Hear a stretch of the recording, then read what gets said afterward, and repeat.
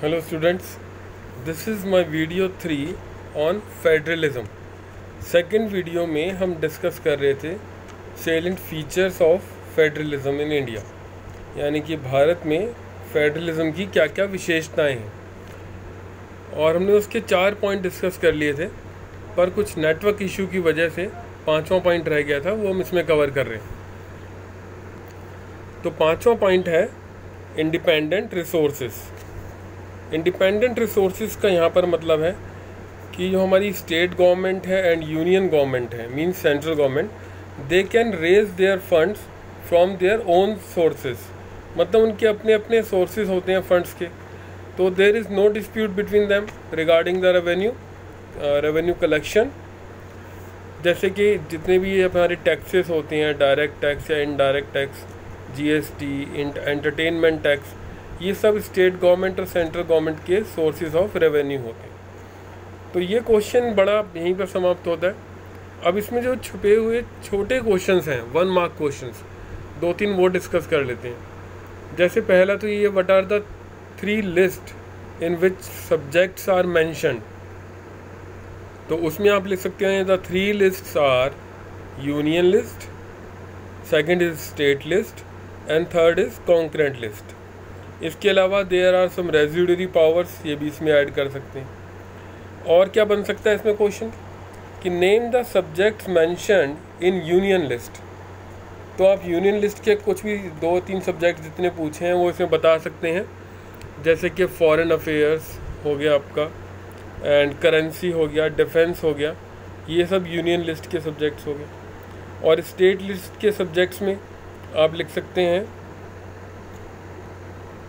Agriculture and irrigation वगैरह, ये 2 subject इसमें आप डाल सकते हैं। इसके अलावा ट्रेड एंड कॉमर्स भी स्टेट लिस्ट में आ जाएगा।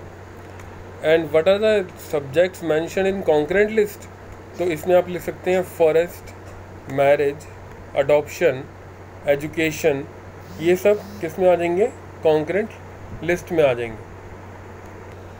अब हमारा नेक्स्ट टॉपिक है federal government and unitary government.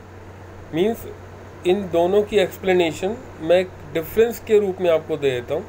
ज़्यादातर डिफरेंस की फॉर्म में ही पूछा जाता है कि differentiate between federal government and unitary government. इससे आपको एक्सप्लेनेशन भी मिल जाएगी और इनका डिफरेंस भी मिल जाएगा। तो आप कॉलम बनाकर लेफ़्ट साइड में लिख सकते हैं फेडरल गवर्नमेंट और राइट साइड में यूनिटरी गवर्नमेंट। अब एक एक करके इनके पॉइंट्स डिस्कस करते हैं। तो पहले federal government. In federal government there are 2 or more levels of government, जैसे कि central government, state government, local government etcetera. और जहाँ तक यूनिटरी गवर्नमेंट का सवाल है, उसका पहला पॉइंट क्या बनेगा कि there is only 1 level of government in it. If there are any sub units या subordinate governments then they have no power of their own. अब सेकंड पॉइंट आते हैं फेडरल गवर्नमेंट के। तो there is division of powers between the different levels of the government. और unitary government में क्या लिखेंगे, there is no division of power in the unitary government, all the powers lie with the central government. अब third point लेते हैं हम federal government का। तो in this state governments are not answerable to the central government. लिखना इतना ही आपको। इसका मतलब ये है कि स्टेट गवर्नमेंट्स के ऊपर सेंट्रल गवर्नमेंट ज़्यादा दबाव नहीं डाल सकती कि आपने इस सब्जेक्ट पर ये लॉ बनाया या ये डिसीज़न लिया तो क्यों लिया। तो state governments are not answerable to the national government और सेंट्रल गवर्नमेंट। और थर्ड पॉइंट यूनिटरी गवर्नमेंट का, इसके सामने जो लिखना है वो है स्टेट गवर्नमेंट्स और sub units are answerable to the union government. अब नेक्स्ट पॉइंट लेते हैं हम इसका 4th पॉइंट। तो each level of government has separate jurisdiction in federal government, यानी कि हर एक लेवल ऑफ गवर्नमेंट का अपना अपना जुरिसडिक्शन होता है। which is provided to them by the constitution to avoid any kind of dispute among them. और अब यूनिटरी गवर्नमेंट में क्या लिखेंगे? There is no such provision of jurisdiction और separate jurisdiction. All powers lie with the central government. Now fifth point regarding the federal government. तो इसमें हम लिख सकते हैं कि it's not possible to amend constitution without the consent यानी कि permission of the state governments, यानी कि स्टेट गवर्नमेंट्स की परमिशन लिए बिना संविधान को, कॉन्स्टिट्यूशन को बदला नहीं जा सकता. और अब यूनिटरी फॉर्म ऑफ गवर्नमेंट में क्या होगा? वहाँ तो स्टेट गवर्नमेंट की पावर ही नहीं होती. तो हम इसमें लिख सकते हैं कि central government can alone amend the constitution. तो ये हुआ हमारा फिफ्थ पॉइंट. अगला पॉइंट लेते हैं फेडरल गवर्नमेंट का. तो sources of revenue are divided among different levels of government, यानी कि जो भी पैसा आता है कमाई का, रेवेन्यू का, वो सब डिवाइड होता है तीनों लेवल ऑफ गवर्नमेंट में. एंड यूनिटरी गवर्नमेंट में क्या लिखेंगे? All the sources of revenues are controlled by the unitary government. तो इतने पॉइंट्स काफ़ी हैं इसके. I hope you have understood all this. अब अगला क्वेश्चन लेते हैं. ये भी एक डिफरेंस की फॉर्म में है. Now differentiate between coming together and holding together types of federation.